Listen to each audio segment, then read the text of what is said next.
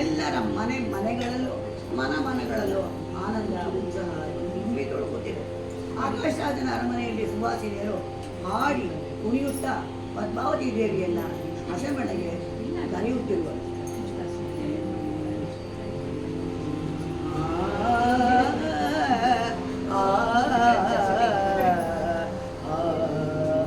ಅಂಗಜ ಪಿತನರ್ತಾಂಗಿ ನೀ ಹೇಳೋ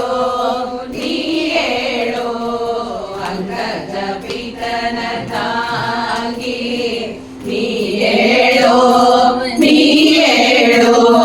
ಶೃಂಗಾರದನ್ನ ಶುಭಾಂಗಿ ನೀ ಹೇಳೋ ಶೃಂಗಾರದನ್ನ ಶುಭಾಂಗಿ ನೀ ಹೇಳೋ ತಂಗಳ ನೋಟದ ಗಡು ಚೆಲ್ವೆ ನಿನ್ನ ಪಾದಂಗಳಿಗೆ ಎರಗುವೆ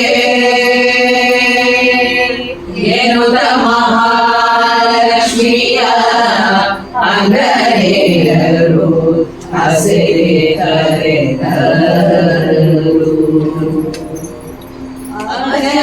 ಜನಕ ನರಗಿಣಿಯೇ ನೀ